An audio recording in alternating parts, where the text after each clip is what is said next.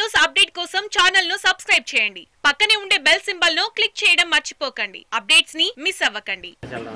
కొద్దిగా ఆలస్యమైన రాష్ట్ర పార్టీ యొక్క విన్నపాన్ని విజ్ఞప్తిని అంగీకరించి తాటి గారి బాధల్లో ఉన్నా నేను కూడా బాధలో ఉన్నా కానీ పార్టీ నిర్ణయానికి కట్టుబడి మనం కార్యక్రమం నిర్వహించాలి కాబట్టి నియోజకవర్గ సమావేశాలు ఏర్పాటు చేయమని చెప్పి పెద్దలు చెప్పారు. దానికి అనుగుణంగా ఇది కూడా సమావేశాన్ని ఏర్పాటు చేసుకున్నారు. మంచి నియోజకవర్గం, టీఆర్ఎస్ మొదటగా గెలవాల్సిన నియోజకవర్గం.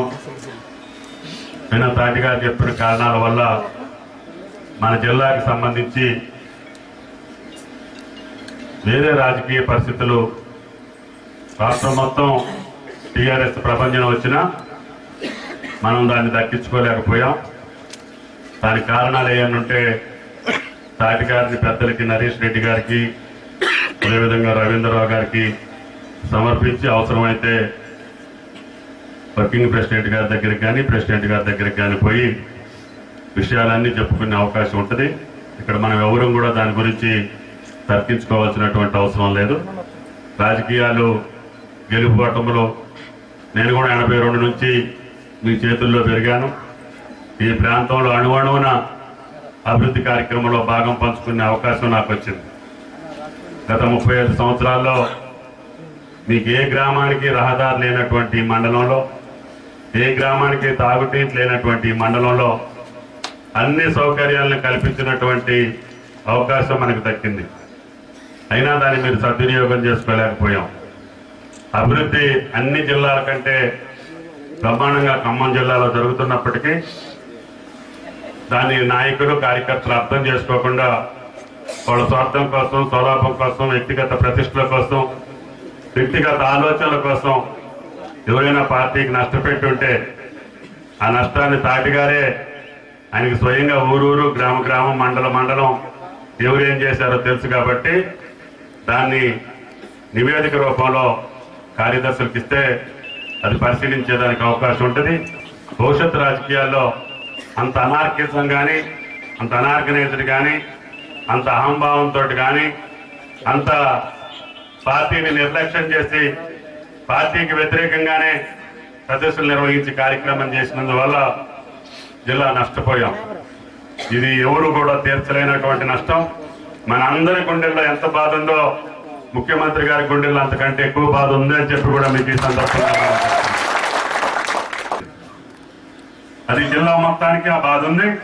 ఆ జిల్లా మొత్తం మీద ఏం జరిగిందో కూడా రవీంద్రరావు గారికి, నరేష్ రెడ్డి గారికి వాళ్ళు కూడా ఎన్నికల్లో ప్రత్యక్షంగా ఉన్నారు కాబట్టి అర్థం చేసుకొని ఈ జిల్లా రాజకీయాలని భవిష్యత్తులో ముఖ్యమంత్రి గారికి సక్రమంగా నివేదించి మళ్ళీ ఇటువంటి పొరపాటు జరగకుండా, ఎందుకంటే నేను మొదటి నుంచి చెప్తున్నా పార్టీలో ఏదన్నా అవసరం వస్తే ఆ సరైనటువంటి ఫోరంలో మాట్లాడుకోవాలి. అధ్యక్షులతో ఏదైనా టికెట్ కావాలని కోరికలు ఉండేవాడు చాలా మంది ఉంటారు. ఆ కోరికలు ఉండేవాళ్ళు అధ్యక్షుల దగ్గరికి వెళ్ళి మాట్లాడుకొని వ్యవహారం చేయాలి తప్ప వీధిని పడి తలా ఒక పోరాటం చేయటం వల్ల ఇతర పార్టీలకి మీరు పలసపెట్టారు. మీరే పోటీ పడుతున్నారు కాబట్టి అవి మనకి సహకరిస్తాయని చెప్పారు. మిగతా రాజకీయ పార్టీలు కూడా మహాకూటమి ద్వారా కావచ్చు, వేరే రకాలుగా కావచ్చు, మన జిల్లాలో ఏకమై టీఆర్ఎస్ ని ఓడించడం జరిగింది. ఆ ఓటమి భారమైనప్పటికీ, బాధ అయినప్పటికీ రాజకీయాల్లో గెలుపోటముల్ని సమానంగా స్వీకరించి మళ్ళీ గెలుపు కోసం ప్రయత్నం చేయాల్సిన బాధ్యత మీకుంది. కాబట్టి ఈ మండలంలోనే కాదు 4-5 మండలాల్లో కూడా నాయకులందరూ వేదిక మీద ఉన్నారు. ఇప్పటికైనా అందరూ కలిసిమెలిసి పంచాయతీ ఎన్నికలు ఏ ఊరి పెత్తనం ఆ ఊరికే వదిలేయండి. ఆ ఊళ్ళో విషయం మన కాళ్ళకంటే మనకు ఎక్కువ తెలియదు. మనం వెళ్ళి ఎల్లయ్య పుల్లయ్యని చక్కగా అశ్వారావుపేట మండలం ఇందాక ఎమ్మెల్యే గారు చెప్పినట్టుగా పంచాయతీ ప్రెసిడెంట్లు అందరూ ఉంటే ఎమ్మెల్యే అయినా మంత్రి అయినా అక్కడ ఏం చేయలేరు.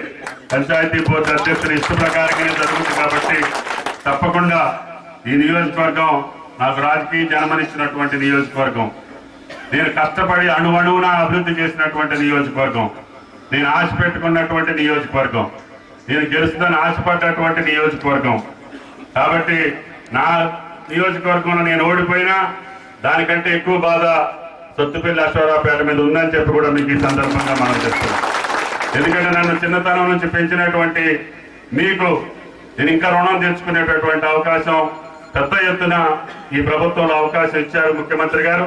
దానికి తగ్గట్టుగానే పనులన్నీ కూడా ముమ్మరంగా జరుగుతున్నటువంటి సందర్భంలో మీ గ్రామంలో రోడ్లన్నీ వేసాం, చెరువులన్నీ పోసాం. ఏది కోరుకునే దానికి కూడా మీకు అసలుకి పనే లేదు. మాకు ఈ ఊరికి ఇది కావాలనే దానికి ఈ నియోజకవర్గంలో పని లేకుండా చేసుకుంటూ వచ్చాం.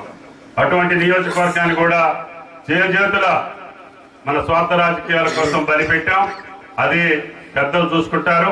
మీరు మట్టికి ఐక్యంగా మండల స్థాయిలో గ్రామ స్థాయిలో జరిగింది దాన్ని సరిదిద్దుకునే బాటలో మీరు ఐకమత్యంగా ఉండాలని చెప్పి విజ్ఞప్తి చేస్తూ ఈ యొక్క అవకాశం ఇచ్చినటువంటి మీ అందరికీ చేతులెత్తి నమస్కరిస్తూ ధన్యవాదాలు తెలియజేస్తా సెలవు తీసుకుంటున్నాను. జై Telangana. Thanks for watching. Please like, comment, share. Follow on Facebook, Google+, Twitter, Instagram. For more updates, please subscribe Great Telangana TV.